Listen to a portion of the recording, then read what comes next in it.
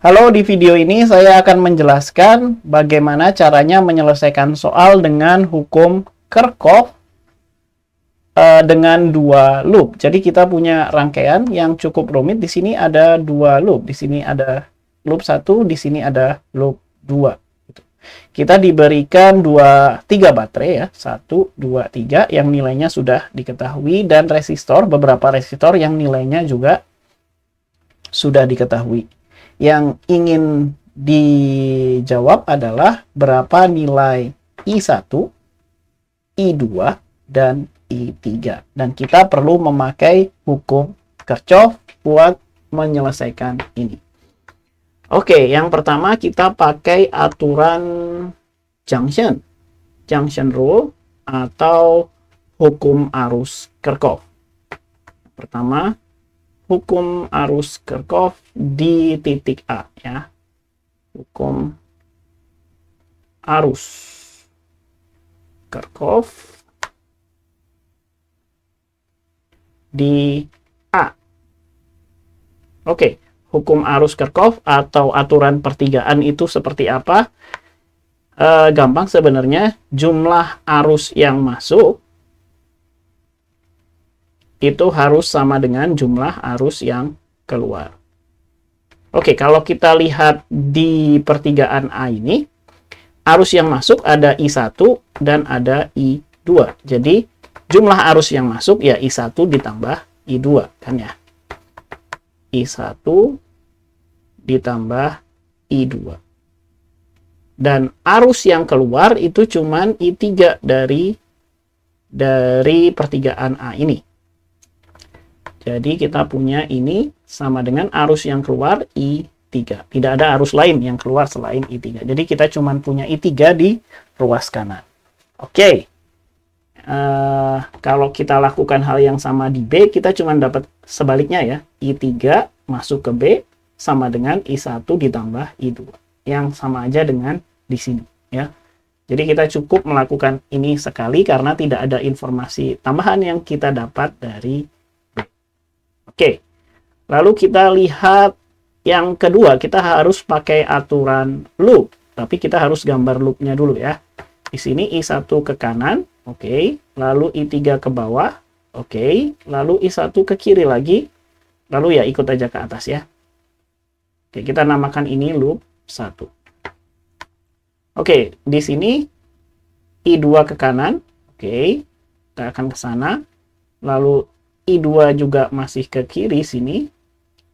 Terus I3 ke bawah. Oke, berarti loop kita seperti ini. Kita hanya ngikutin arus aja yang diberikan soal. 2. Oke. Sekarang kita perlu kasih tanda yang mana yang positif, yang mana yang negatif di tiap resistor. Karena untuk melakukan aturan loop kita perlu perhatikan tandanya. Tandanya penting banget di sini. Oke, terus gimana caranya menentukan tanda? Nah, kita ada panah seperti ini. Pangkal panahnya itu selalu positif. Ujung panahnya selalu negatif. Oke, jadi kalau kayak gini, pangkal panahnya positif, ujung panahnya negatif. Ini, pangkal panahnya positif, ujung panahnya negatif. Oke, ini juga sama. Pangkal panahnya positif, ujung panahnya negatif. Oke, sekarang yang ini kan berarti ke atas ya. Berarti pangkal panahnya di sini, lalu ujung panahnya di sini, karena panahnya ke atas. Lihat ini ya. Oke, sekarang kita pakai aturan loop, atau biasanya kita kenal dengan hukum tegangan Kirchhoff. Hukum tegangan Kirchhoff. Biasanya saya pakai notasi jumlah tegangan sama dengan 0. Ada beberapa buku yang mengatakan jumlah electromotion force, apa bahasa Indonesianya, gaya gerak listrik kalau nggak salah, ditambah sigma IR sama dengan 0. Tapi saya lebih suka notasi ini. Kenapa? Karena GGL ini pada dasarnya adalah tegangan. I dikali R, karena itu hukum Ohm, dia juga tegangan kan ya. Jadi sama aja, jumlah tegangan sama dengan 0. Jadi saya lebih suka notasi yang atas ini. Oke. Sekarang kita lakukan analisis di loop 1. Loop 1. Oke. Ada tanda ini akan memudahkan sekali. Kita lihat, kita mulai dari baterai E1 ini.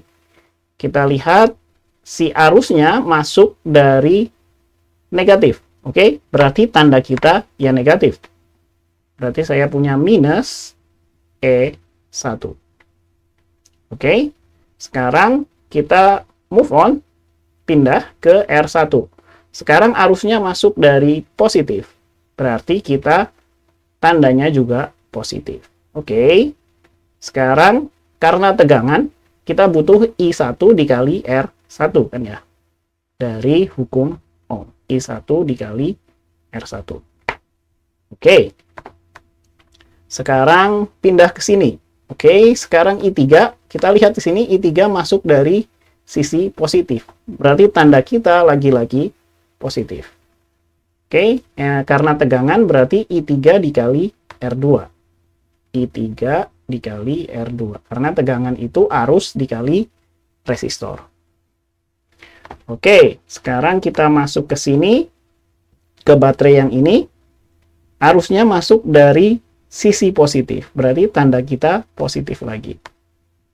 Oke, positif E2. Oke, terus sekali lagi kita punya satu komponen lagi. Jadi R1, arusnya masuk dari sisi positif. Berarti tanda kita positif. Oke, sekarang kita punya positif. Arusnya I1, supaya jadi tegangan kita kalikan dengan resistornya R1 sama dengan 0. Oke, kita masukkan apa yang diketahui. E1 itu 3 volt, berarti ini minus 3. Ditambah I1 kita nggak tahu, tapi kita tahu R1, berarti 2 I1. Terus ditambah I3. I3 kita nggak tahu, tapi kita tahu R2. R2 adalah 4 I3. Sekarang E2 adalah 6 volt ya, kita masukin aja 6 kan ya, 6. Terus I1 kita nggak tahu, R1 kita tahu yaitu 2 ohm, berarti 2 I1. Semua itu sama dengan 0. Sekarang kita sederhanakan ya, 2 ditambah 2 4 I1 ditambah 4I3. Sekarang minus 3 tambah 6 itu plus 3. Kita pindahin ke ruas kanan sama dengan minus 3. Oke. Tapi kita tahu I1 tambah I2 itu I3. Ya udah kita masukin aja I3 ke sini ya. Oke, berarti kita punya 4I1 ditambah 4 I1 plus I2. Terus semua itu sama dengan minus 3. Oke, kita punya 4I1 ditambah 4I1 ditambah 4I2. Kita distribusikan 4-nya ke dalam ya. Ini kalikan ini dan ini kalikan itu. Ini sama dengan minus 3. Lalu kita dapat 4I1. Bukan 4I1 ya. 4 tambah 4, 8. Kita punya 8I1 ditambah 4I2 sama dengan minus 3. Oke, itu dari loop 1. Ya, kita simpan dulu aja ini ya. Ini jadi persamaan 1. Oke, tapi penuh slide-nya ya. Kita hapus dulu. Saya akan simpan persamaan 1 ini. Oke, itu tadi dari loop 1 kita dapat persamaan ini. Kita lanjutkan loop 2. Loop 2, ya udah kita lakukan hal yang sama lagi. Kita mulai dari baterai yang ini. Oke, atau dari mana? Dari sini aja ya, dari resistor yang ini. Oke, arusnya masuk dari sisi positif. Oke, berarti tanda kita positif dan arusnya I2 kan ya. Arusnya I2, kita butuh tegangan. Jadi I2 dikali R1. Oke. Sekarang ke baterai yang ini. Terus dia masuknya dari sisi negatif. Berarti kita tandanya juga negatif. Minus E2. Oke.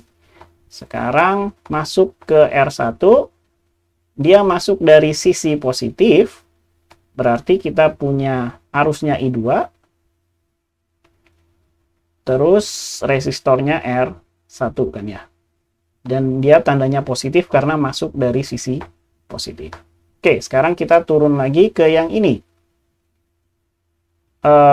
Arusnya masuk dari sisi positif, tapi besarnya I3. Sekarang plus I3, lalu nilainya R2, resistornya R2. Dan terakhir kita masuk ke baterai yang ini, masuk dari sisi positif, berarti plus E2. Berarti ini sama dengan 0. Oke. Nah, kalau kita perhatikan di sini E2 yang ini minus, yang ini plus, berarti mereka akan habis ya, jadi 0. Sekarang yang kita perlu lakukan adalah ya masukkan R1 sama R2. I2 dan I3 kita belum tahu ya. R1 itu 2 ohm, jadi yang ini 2 I2 karena kita belum tahu I2. Lalu plus I2 kita belum tahu, R1 lagi-lagi 2 ohm, berarti 2 I2. Lalu I3 kita belum tahu, tapi kita tahu R2, berarti 4 I3. Oke, tinggal sama dengan 0. Sederhanakan, ini jadi 4 I2 ditambah 4 I3, ini sama dengan 0. Oke, tapi I3 adalah I1 ditambah I2 dari hukum arus ini. Jadi kita masukin aja 4 I2 ditambah 4 I1 ditambah I2. Ini sama dengan 0. Oke, berarti kita dapat 4 I2 ditambah 4 I1 ditambah 4 I2 sama dengan 0. Oke, yang berarti 4 I1 ditambah 8 I2 itu sama dengan 0. Oke, ini persamaan yang kedua. Oke, kita simpan dulu. Yang kita lakukan adalah tinggal menyelesaikan persamaan 1 dan persamaan 2. Lihat nih, ini adalah dua persamaan dengan dua variabel. Kita bisa pakai eliminasi. Oke, jadi yang kita perlu lakukan selanjutnya adalah selesaikan persamaan itu ya. Selesaikan persamaan linier.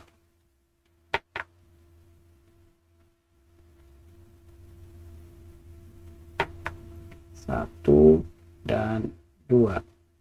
Oke, saya tuliskan lagi persamaan satunya 8I1 ditambah 4I2 sama dengan minus 3. Yang persamaan kedua 4I1 ditambah 8I2 sama dengan 0. Oke, yang pertama saya kalikan 2 ya, saya kalikan 2. Yang ini saya kalikan 1. Kalau kita kalikan 2, ini jadi 16I1 ditambah 8I2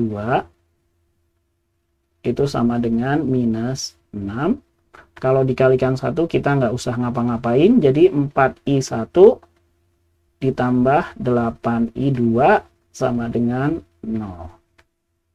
Oke, kita bisa kurangi keduanya.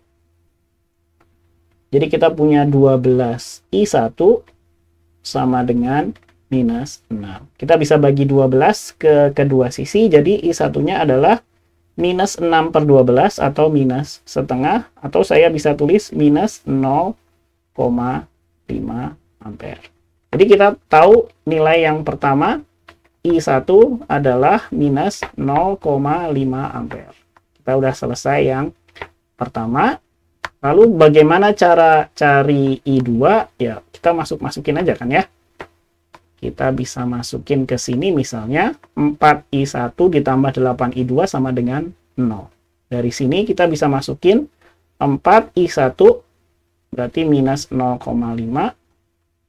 ditambah 8I2 itu sama dengan 0. 4 dikali minus 0,5 kita punya minus 2 ditambah 8I2 sama dengan 0, atau I2 atau 8I2 ya, 8I2 sama dengan 2. Kita bisa bagi 8 ke kedua sisi, 2 per 8 itu 1/4. Jadi kita akan punya I2 sama dengan 1/4, 0,25 ampere. Itu yang kedua, ini adalah I2. Lalu I3 gimana? I3 bisa didapat dari sini. Oke, karena I3 adalah I1 ditambah I2, I1 kita minus 0,5, lalu I2 kita plus 0,25. Oke, jadi kita bisa dapat I3 sama dengan minus 0,25. Oke, terus satuannya ampere ya. Jadi ini adalah I3. Jadi kita udah dapat semuanya. I1 minus 0,5, I2 adalah 0,25, dan I3 adalah minus 0,25. Oke, itu adalah penjelasan untuk contoh soal ini, hukum Kirchhoff dengan 2 loop. Oke, terima kasih sudah mendengarkan. Sampai jumpa di video selanjutnya. Dadah!